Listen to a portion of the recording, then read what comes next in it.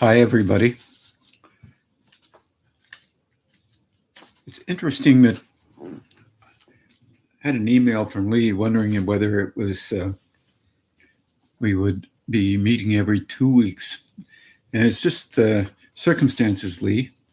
And we will not have a meeting on Thursday next week because I'll be in a place where, unfortunately, there is no Wi-Fi at all. So, but the week after and each preceding week, um, it'll be week to week, best we can. I have a question here.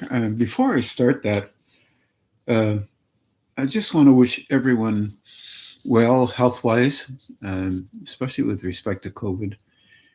It's unfortunately, it's not an easy thing to deal with if you happen to get it. And for those of you who are vaccinated already, you may get a milder case than what is normal.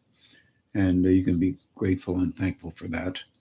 Um, And at this particular point, I'm not sure if everybody knows, but I'm going to spill the beans. Lee has COVID, but he seems to be dealing with it fairly well because he has been vaccinated. And we wish him the best, and hopefully he gets well soon. I have a question from Carol Martin.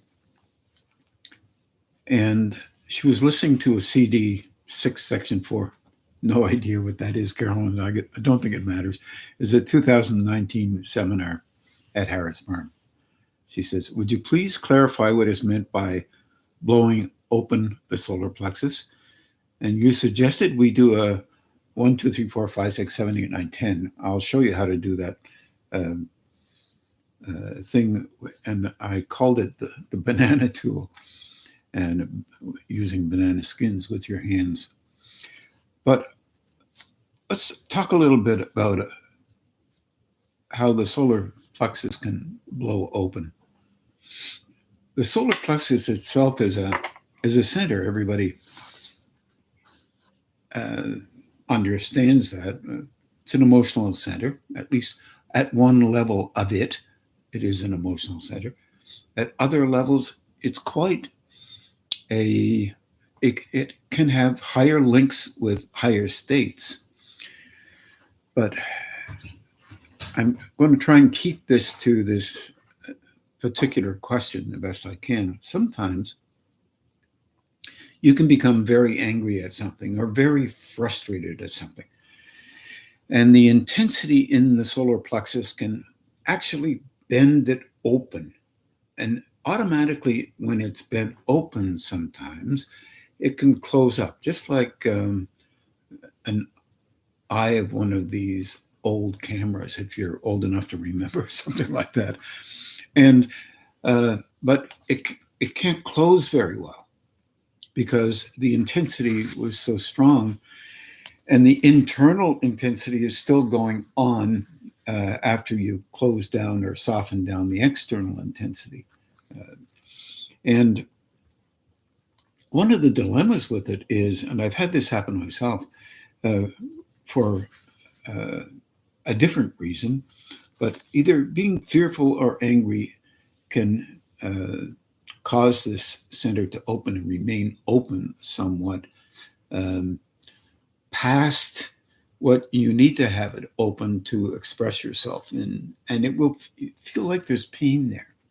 It can be grief, sadness, many different kinds of emotions can do this. Any emotion that's past what you're normally used to. And that includes loving as well. For example, if a person has an intermittent capability of being related to their self-love, self-elevated to an extreme, they may not even notice it, but it can open that center, and you will think you're starving. You'll need to eat like crazy, or you'll need to be frustrated or rage like crazy or whatever. This happens in a lifetime from time to time. And then the other thing that can happen is that there's a strong interaction with the root and gonad center. This makes this a little bit more difficult. Much of the material that's out there talks about these centers, these chakras, these Sephiroth,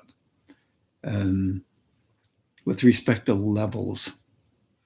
And it's valuable to think that way, except sometimes these levels are not exactly the way we believe they are. When you're experiencing these different levels, life in the personality is quite substantially different. A root center can come on and it can stimulate the adrenal glands very strongly. And you can be hyper, very intense, and very judgmental, also very stiff in relationship to what you believe can be true or not true. This is really very much in most people on our planet belief related. And it's a powerful, powerful thing, this construct of belief. You can believe in almost anything and believe that it must be true because you believe it. That stimulates a root center very strongly, and energy can come up because that center is opening. It wants to move and link up with your will center or the gonad center, and it tightens up really strongly and then moves into the emotional center, and then you can't take anything in that's different than what you already believe. This is not abnormal in our world. There is a normality to it. And I'm talking about every country. I'm talking about every city and the way it thinks, every province, every state, every group of people that have tremendous belief systems, and they're not experientially based, but they may be somewhat. And then you would have to say, well, my experience is, and blah, blah, blah, blah. And then that can get to a point where you don't wish to have any other experience other than the ones you already had, because that delineates what exactly it is that you think you need to believe. And this is normal for us. So when you stretch a center, especially the emotional center or the solar plexus, it has many levels. It engages the same as all others, very physically, very kind of magnetically, very emotionally, even mentally. It goes deeper. It can go, and all of them can, deeper into a link with what often people call soul or higher self. Really what they mean is another level or another dimension of knowledge or understanding or consideration or compassion, which I'll talk a little bit in the next question. But it can be so difficult because if you're broadening out an idea that you don't want to broaden out, then you can open a center more, like burst it open, and it can't close. In other words, it can't give you relief and allow you to rethink something. It will not do that because it's still extending energy towards an ache or a hope related to personal self-validation. And that's not a bad thing. It's just a thing that happens in our world. There is a way, I think, to help that solar plexus. I've used it myself under, especially with energy increases that are really strong. And it will be necessary to learn something like this and to utilize this kind of a tool in the process of initiation, meaning an increase of flow coming in to enable you to engage with levels that you've either been at before in your internal growth or levels that you've never experienced before. And then after that, you live life and try to find a balance in how you would live life, because there's an adaptation that's necessary.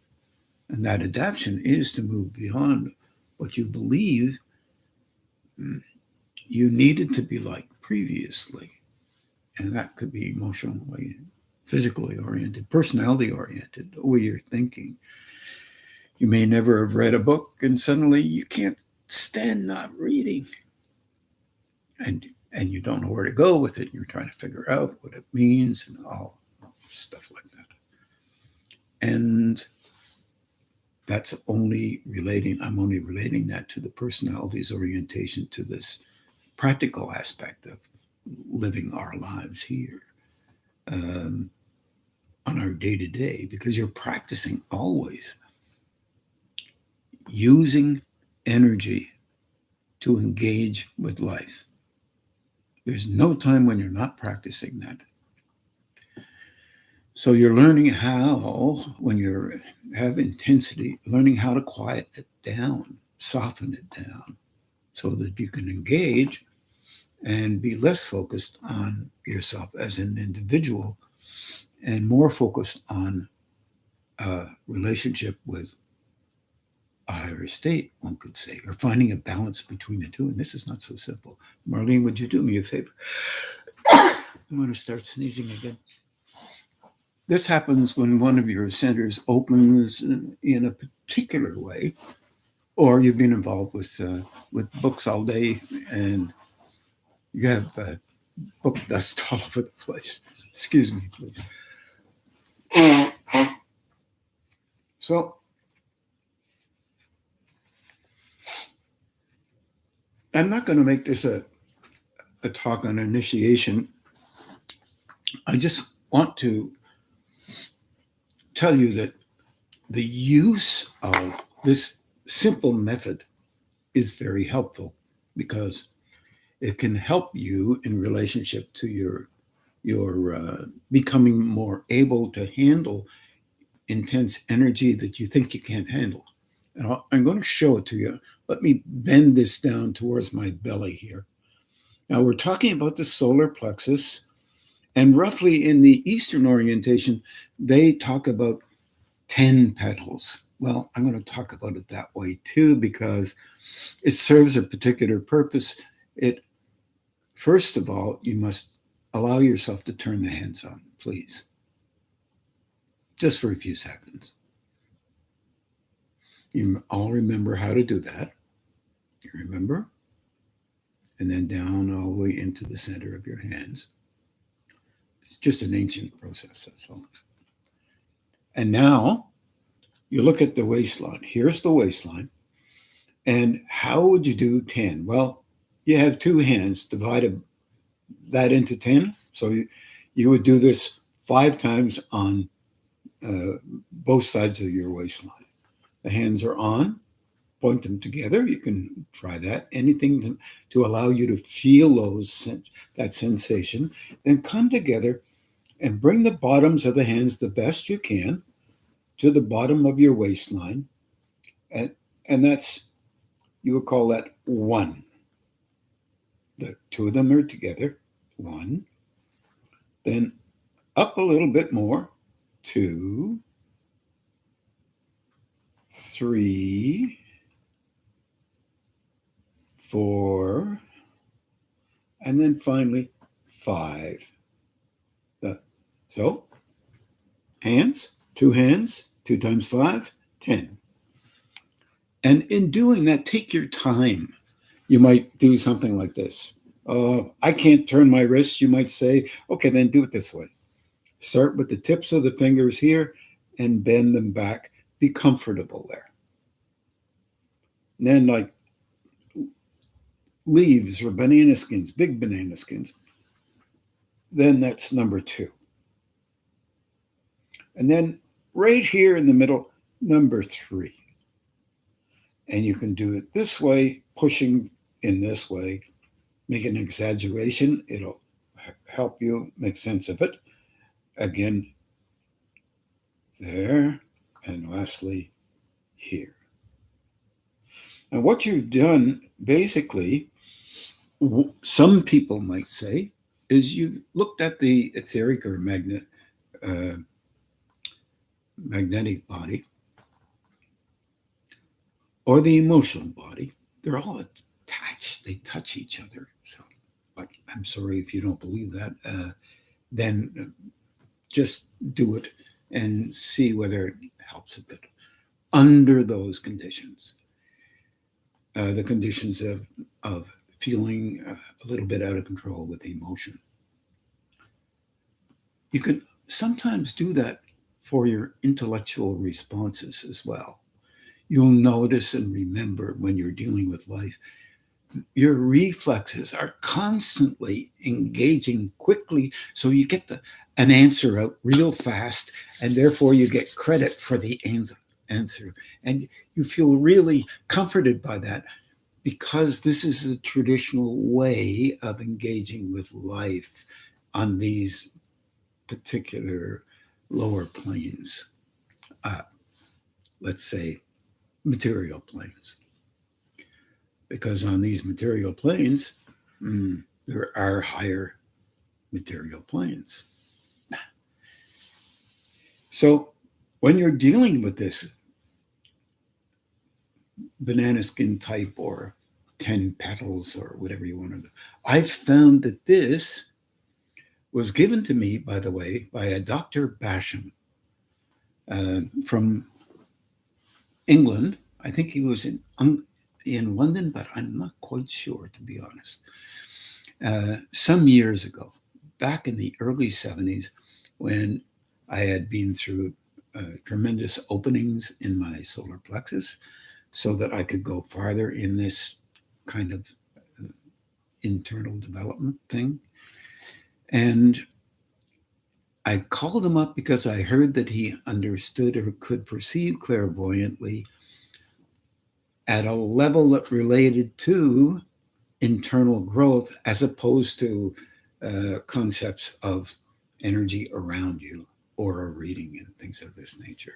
He was able to read those chakras clearly, and they did not comply with the belief systems that are out there about what chakra should be this frequency or color, just another name for color. And when he came to the place where I was staying at Peter Hughes's, some of you might remember him, and he said, "My goodness, you're able to do that quickly. Normally you can't." I said, "I think it's because my system was turned on. My hands were turned on." And so he said, "Well, you have the right idea. And can you perceive a difference?" And I said, "Yes, I perceived it within minutes." It helped to balance the system and calm the internal and the external aspects. And in those days, I think I was pretty nervous about being pushed in a certain direction and not knowing exactly where I was going and what I was doing. And that, by the way, is normal. If you feel that way, classify yourself as normal. In that, in the process of opening, the past is related to territory where you protect yourself more, and this new present is a territory where You start trusting that you don't have to protect yourself as quite as much in the ways you did before, so materially. You still have to do some protecting, obviously. We live in that kind of a world, but slightly different.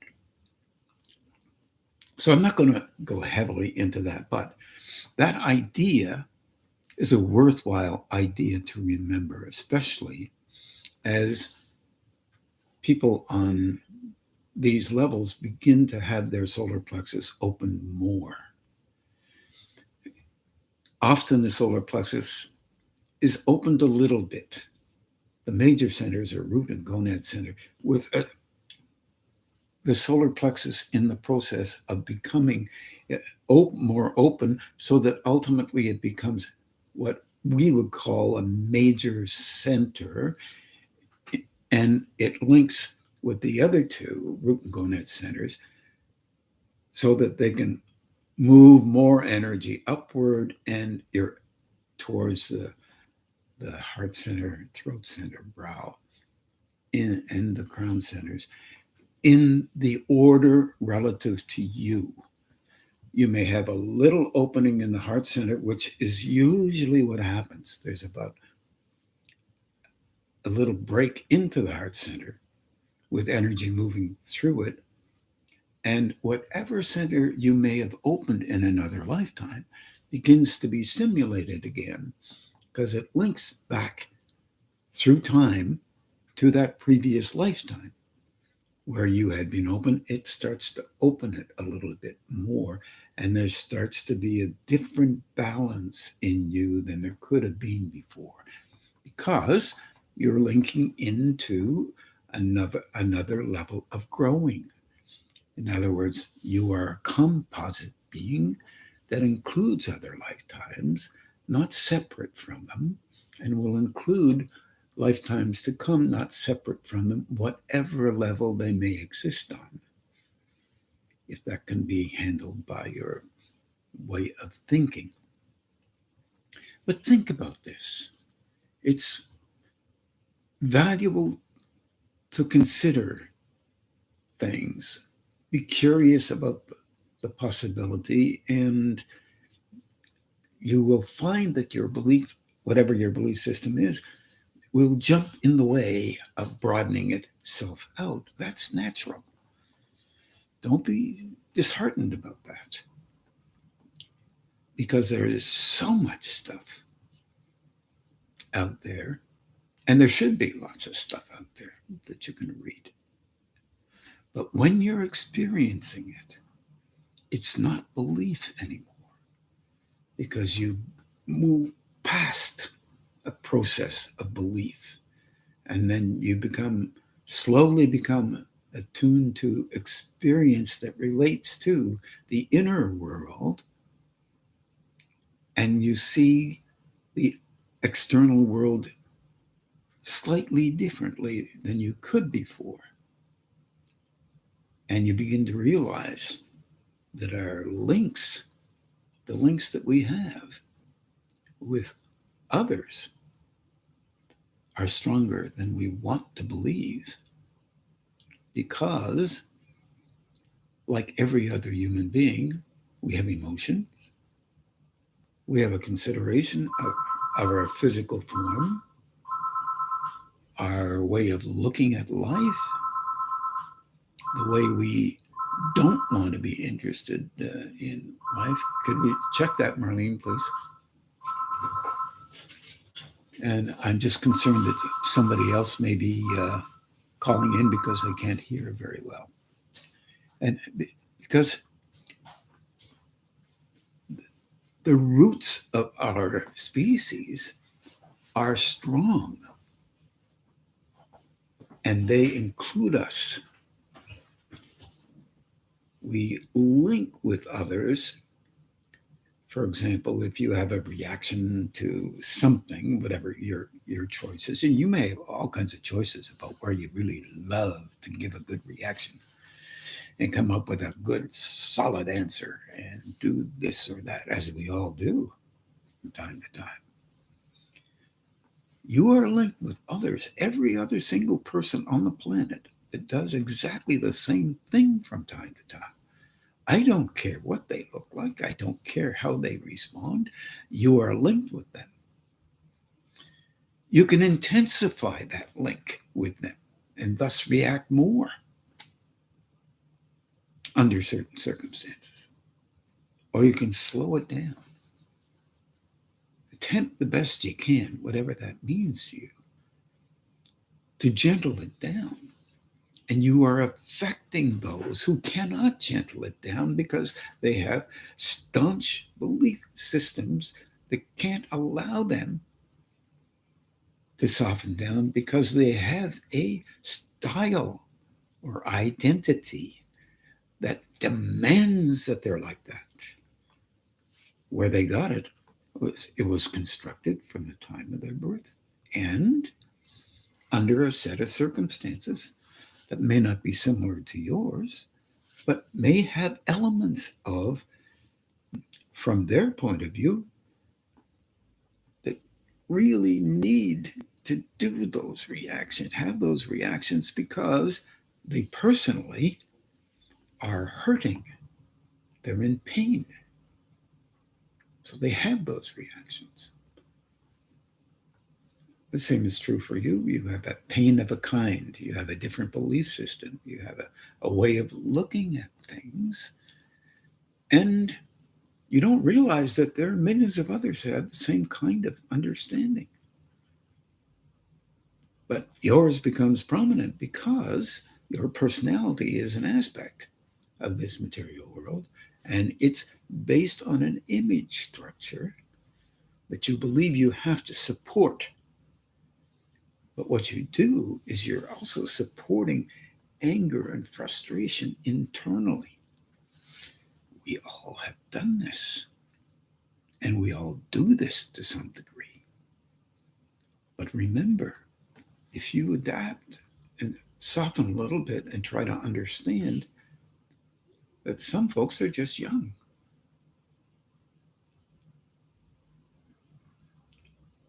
And unfortunately, they may be in positions of great strength, what we call strength in our world. And it may not help us very much, or it might. And we don't know that. But we pretty well know it won't, because it's not our idea. I'm trying to give you an example without giving you an example. Gosh. But nonetheless, when we're dealing with things of this nature, this concept of being linked together is a lot stronger than what we understand or even care to believe. That's for sure.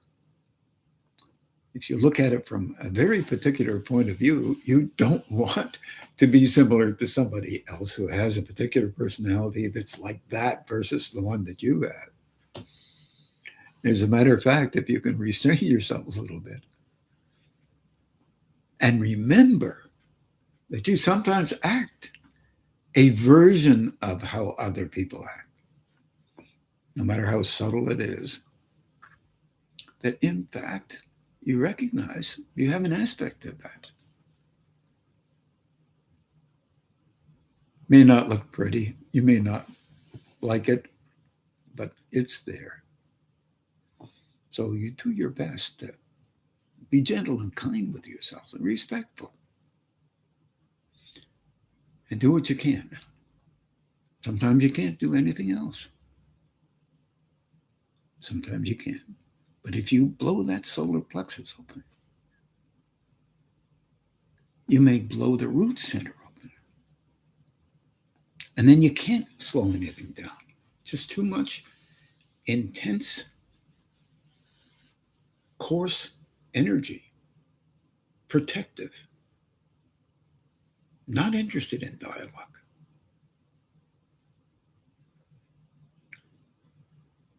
And then you are similar to maybe some people you don't really care to be, let's say, in positions of power, for example, or just positions of living.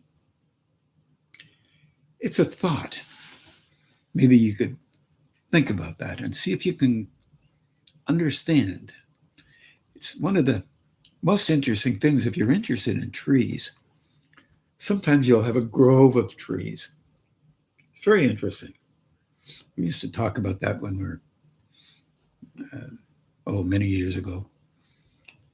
One could say, where there'd be a grove of trees, but they're tied together, literally, by their roots. They reach out and touch each other like they're old friends. They're part of a family. We have a world full of people, 8 billion people. It is really nerve-wracking to think that we reach out and touch everyone else. But any ever had a reaction to anything? Ever said anything you wish you hadn't have? Ever done anything after thinking a little bit, you say, this doesn't make any, why did I do that? Why that? This is not what I want to do. And the list goes on in that. But also at the same time, thinking in terms of caring for people. Ever cared for somebody that until it hurts? Because they're not caring back. I think most of us have done that a little bit in our lives. And then our response, we have to recover. So we use utility, whatever works to recover from this and try to make sense of things. Sometimes you just can't make sense of things. Sometimes you can't.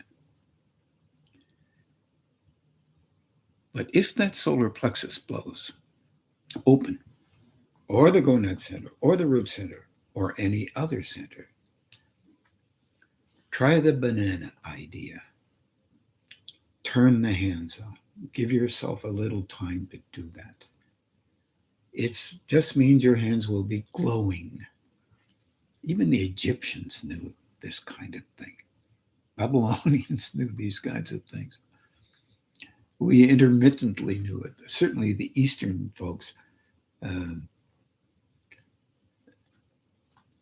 have never lost this. Maybe they lost the reason why they might be trying these kinds of things, but certainly they have never lost the idea of using the hands in a manner to help the system to open. So in that, you're beginning to learn how to be kind to yourself and respectful of the form, physical form, the emotional disposition, the mental construct, and create a broader mental construct. Just preparing so that it can be useful at a time when higher states can operate through you. Broader than your own belief system, your own emotional disposition, the same idea. How can you soften it down? How can you reconsider the reaction that you've trained for all the years that you've been here? Sometimes it will work very well. Other times, not so much. You're not perfect. None of us are. So notice, be consciously aware of when it happens. Then instead of protecting the use of a reflex reaction, try to soften it down. Once again, you can use the light map. In other words, it is a kind of internal healing that you're trying to do from a point of view that is a watcher of what you're doing. And just letting the hands be there. And then strictly, you can ask for help. I know there are people out there and no, I don't need the help. I'm going to turn my hands on. I'm going to do this. Yeah, fine, go ahead. You will be implementing you towards you. I think sometimes that makes people feel good. That's what I think. Sometimes I would prefer to be able to ask for help, ask that the energy operates through me, into me, to help me in the process of a form that has been kicking around for quite a few number of years. I may miss stuff. You may miss stuff. You may miss it and not want to see it. It's the nature of how we function as a human being. It's not a bad thing. It's just how we are. So you being a recognizer consciously of not only how you are, because you're not trying to make things perfect. You're trying to observe and see and try to learn how to step back a bit and soften down a bit. This is not easy under some circumstances. Then do what you can. And there will be times when you say, well, no, I'm not going to do that. I'm going to do whatever I do, and that's it. Do that. Because if you do that often enough, and you're trying to observe you doing it, your mind is set up to see beyond your emotional disposition. And it may help you to say, whoa, okay, maybe I can do it slightly different. And nobody is going to know you're doing it unless you tell them. And what I suggest is, don't tell anybody. Do what you can. That way you're beginning to grow through you, not through a congratulatory image that you have set up to make yourself feel more comfortable. But if you have to do that, then you have to do that for a while. That's the nature of you helping yourself to survive. Be okay with seeing it. And as you begin to see it, you'll know that you couldn't see it before. Don't beat yourself up. Don't give yourself a hard time. Just understand that you couldn't do it before. It wasn't possible. Now, every now and then, you can. It's okay. That's what you work with. And then live life and be happy the best you can. Spiritual growth sometimes is valuable if you're dead serious about it. But being happy is part of a feature of a human being. It's allowed. Other stuff will come. Being happy is okay. I hope that helps a little bit, Carol. Once again, 10 spots with the bananas, 5 on each side. It might be very helpful. And of course, you can find yourself a place to do that where people aren't watching. Often people want to be recognized as doing something. It's a part of the stimulation of the personality. And we're all trained to recognize some sort of value in ourselves. As I used to say, if you have a wall at home when you're 8 or 9, maybe your parents have measured you on that little piece of board. And then when you're 10, 11, look how much you've grown. And it's, once again, you're constantly getting some kind of feedback about something, whether it be negative or whether it be positive. That has an impact on us. There isn't any doubt about it. People have known this for a long time. I wish you all well with that one, especially as energy gets stronger and stronger. Don't be afraid of that balancing. Always a little higher than the center involved. Don't be afraid of redirecting energy. If there's too much in one center, redirect it upward the best you can. Redirect it. Gonad center up to the throat, round to the brow, and then it creeps up into another level of centers above your head. Your root center right up to the top of the head. Big bend way out, about 2 or 3 feet. Soften right down when you're doing it. Solar plexus, out in front, way to the back, out, and up through the upper part of the chest, because it links up with the throat center. And then back, and big curve through the brow from way behind you, out in front of your brow. It will help. The other thing that will help is doing the pump. No matter what, it will circulate energy. All that is moving your head back and forth like this. And being aware, down in the front of you, underneath your buttocks, and drawing your neck up like this a little bit, not stiffly, softly, to the top of your head, and do it again. Whatever it takes. So it helps you to get used to more energy coming in, so that when you're engaging with life, you use that energy, then you adapt to try and soften down, because it increases how you normally do life, so you can see it better. Because the overall purpose is to see you as you are, and be gentle and respectful and kind and helpful in the process of you helping you. Because that brings in a relationship with a deeper level. I hope that helped. There's another question here from Doris Flooding.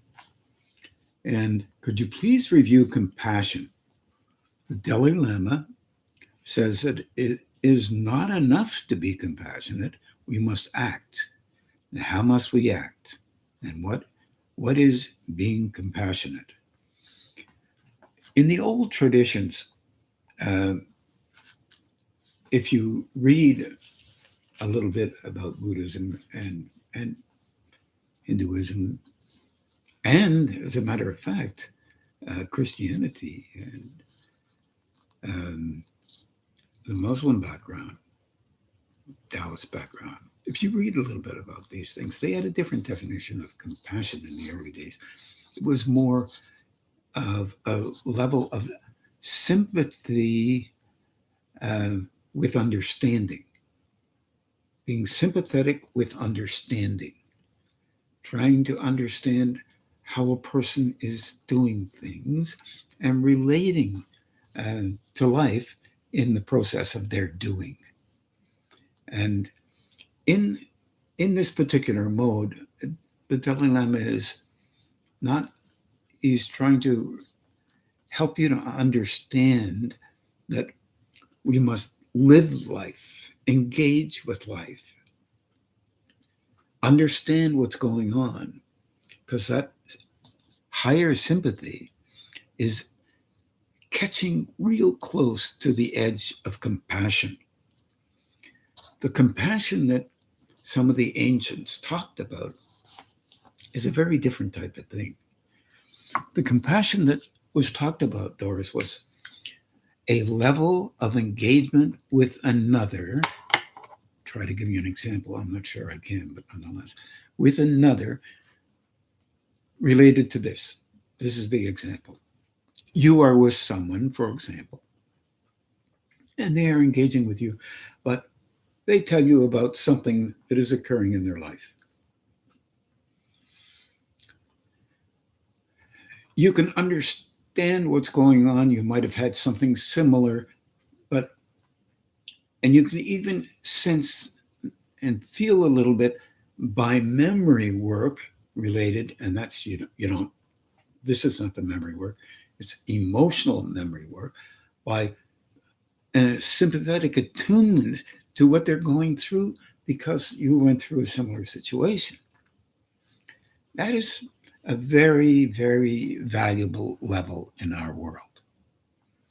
As a matter of fact, then adding a little bit of understanding to that kind of perception through experience, you can say, well, I sympathize, I am somewhat compassionate, meaning I know exactly what they're feeling because I remember how I felt that way. Now, here's another version of compassion. Your level of perception has increased because those chakras are open more. They are transmitting energy to you. I wish I had that image that I could put up.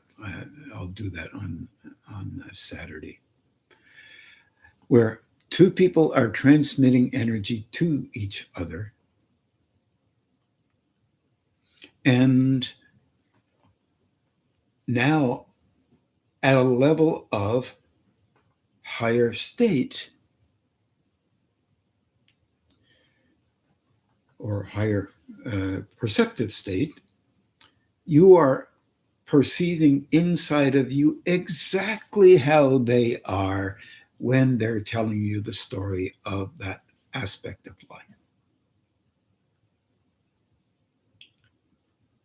Not only do you understand exactly the reality of their story, because they may add something to it. You will know when they add something to it.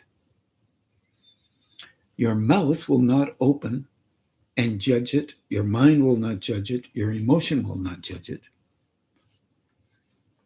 Your personality will be them. And you will understand why they adjusted it. You will know that that is the most important way to tell a story for them.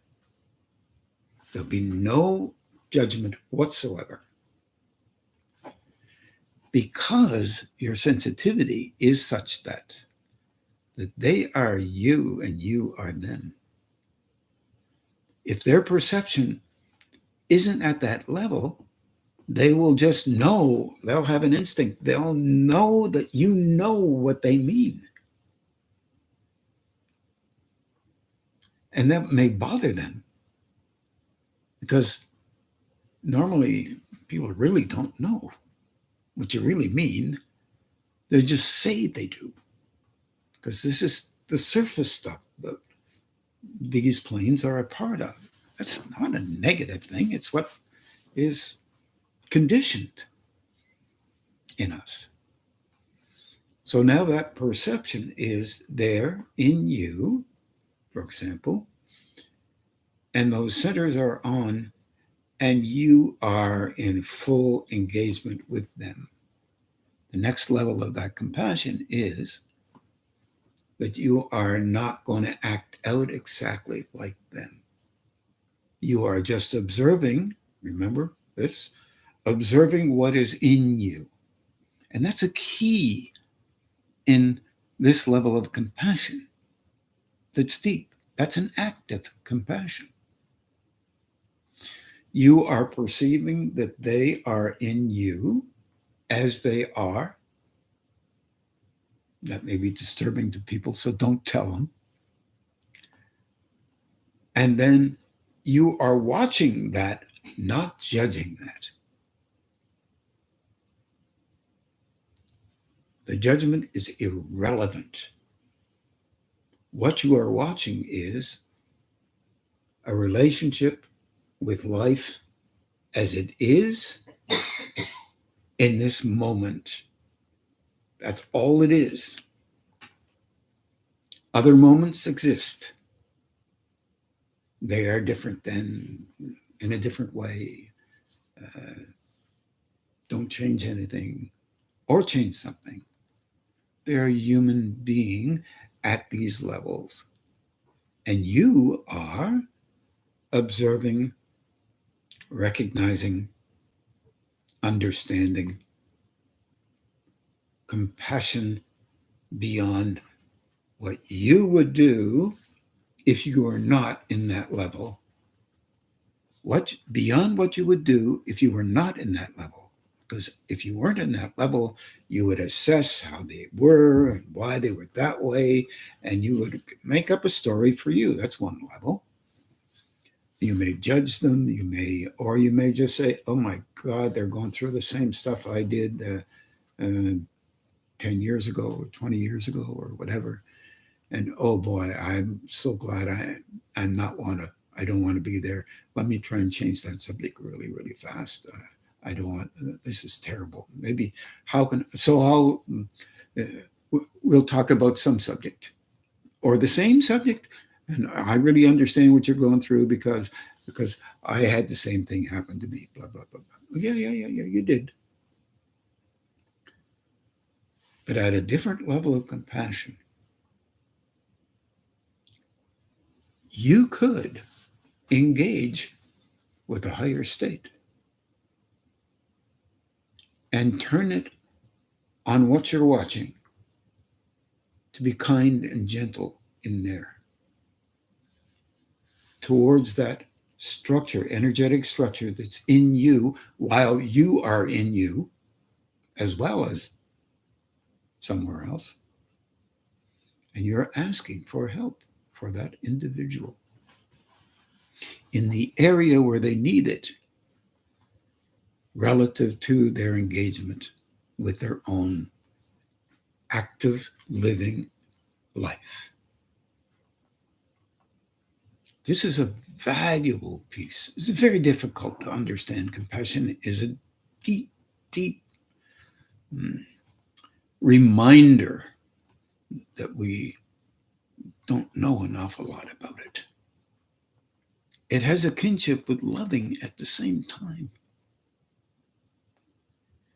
Because with loving at a deeper level, a higher state, it is hard for us to understand that such a level of love that has understanding or compassion,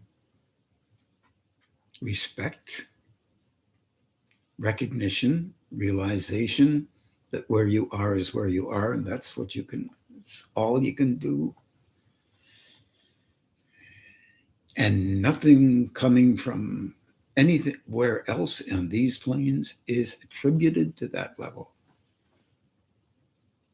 of understanding and respect and acknowledgement of that moment, elongated or just a second, in time that they are relating to and you are relating to as a perceiver, as an engager with compassion. It is very much akin to loving. Very much so. So this is very difficult to explain because explanations are often related to definitions, words on a piece of paper. I'm talking about an engagement with experience that relates directly to a relationship that engages with another where they are. And this is very difficult for us. And we would often say, whether it be emotional or mental, because there's a mental aspect. In a mental facility, a mental kind of compassion, there is no whatsoever, not a single reactive thought in your mind. None, or in your body for that matter. It is silent, totally caring, compassionate, understanding, way beyond the concept of wisdom. Because that implies the expression of an individual, implies, or the expression or non-expression of an individual.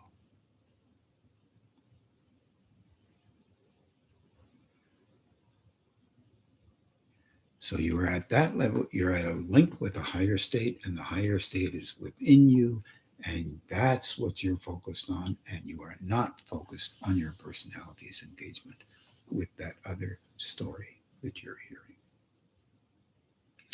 I hope it helps a little bit. I think it's a little hard to relate to that unless you've had it happen at least once. Well, I think it's time for meditation again. And so we will meditate for about an hour. And I'm not sure which one of these we're going to use, Mermaid. We can use the main one. Okay, so we'll see you on Friday. It'd be nice to see everybody, and or those that'll be there. Saturday. Sorry, what did I say? Friday? Oh, Saturday. Sorry about that.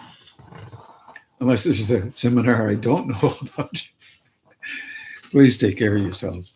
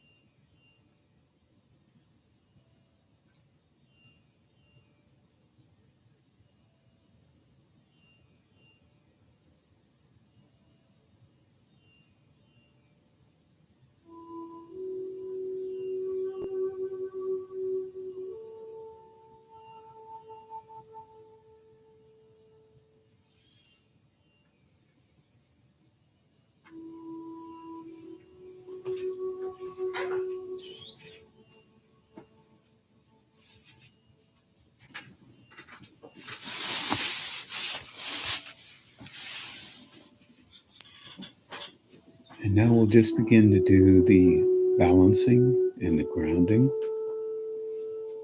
And have a good evening.